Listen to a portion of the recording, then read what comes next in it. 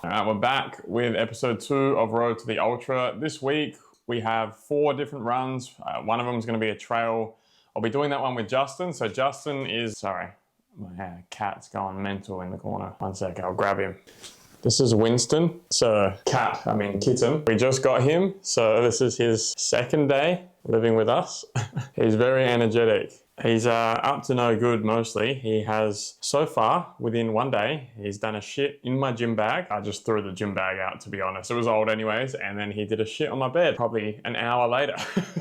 But I can't be mad at him because, look, you know, and he's just a baby. So that's what babies are going to do. I'm going to put him down. What was I saying? Yeah, so Justin is my cousin and he's also going to be like my main training partner for this ultra because we're doing it together. So it was ages ago when we first decided, not ages ago, but like months ago now where we first decided to, like I wanted to do an ultra and found out about Cozzy, spoke to him about it, and he's just like, you know, one of those guys that it just goes, yeah, fuck it, I'll do it without any training behind him at the time. Now he's training a bit, obviously, but you know, just like the full, kind of like the full send mentality, which is cool. So like it really helps having someone to do this with, and it will make, I'm sure, the experience a lot more enjoyable. Yeah, so we'll do a lot of trail runs together. Obviously, it's just hard to line up schedules, but like the main training sessions where we gotta, you know, train with proper nutrition and fueling and practice all that. It'd be good to practice it together. Yeah, so the plan this week will be, we have 4 different runs.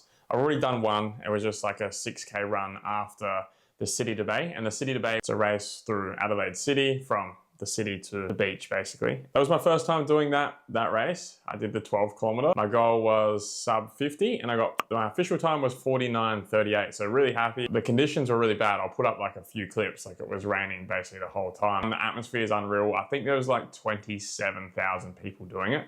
Potentially more, like don't quote me on that, but it's definitely within the 20,000s, if not 30,000. Yeah, just trying to build endurance now and get the kilometers up because obviously we need a lot of volume and you know, the times of the week's gonna go quick. So we really need to ramp up the volume. So this week, I think that'll be about a 50 kilometer week and then it's just gonna ramp up from there every time. I think the one, I don't know which one you were looking at. It must have been the one that I did. Yeah, probably. And my toes are cramped together. You don't normally, they're your old shoes, right? Yeah, I wore them to my fuck it on. When I was leaving the house, I was like, oh, I'm going to need sunglasses. Come outside, it's rain. I just had no idea. I did the same thing. I put them on my head, opened the front door, and went, we don't need them. Nah. I'll bring them, but I won't need them. All right, we got rain and mud. Great. Perfect. Bro, what the fuck sort of shit show am I running here? So that one goes across. And then so getting dressed as a kid. That one should go across. That's good. Boys are on. Should we get this show on the road? Ciao. That's it. I can walk through.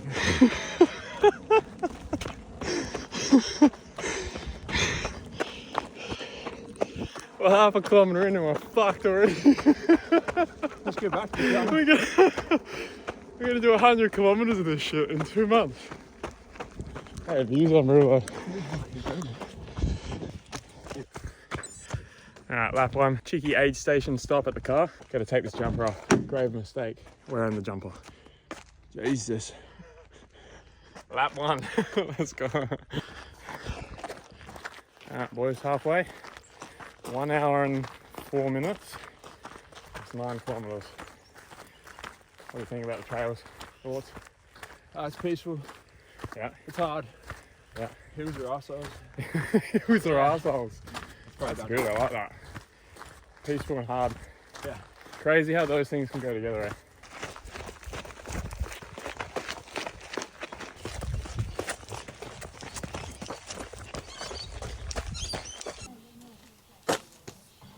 There's the aftermath. That is disgusting. Hello. Last thing I feel like doing right now is going for a run. But you set a goal for yourself and you got to do the things that move the needle towards that goal. And if you just don't do it because you feel some type of way, well, you're just not going to achieve what you want to achieve. As simple as that. So today I'm going to do 18, 19 kilometers, probably 19. Let's go for this run. It's not going to get done me just procrastinating, which is pretty much what I'm doing now. Maybe have to play some motivational Goggins type shit to get me going. Whatever it takes to get the job done, and we'll get it done well. So let's go. All right, we're halfway. You gotta touch the halfway point. It just doesn't count otherwise. All right, boys, the run is done. Tough one, to be honest. And I think that's purely just because of how I was feeling. Really didn't want to do it. Didn't have too much energy, and it made the run tough and not as enjoyable as a lot of other runs are for me. And I think, there's a lot of weight in that. These days are the ones that matter the most. We are going to feel this way a lot of the time, where we're not going to want to do what we need to do. And if we react to that and not do it, well, we're just not going to achieve the goals that we set out for ourselves.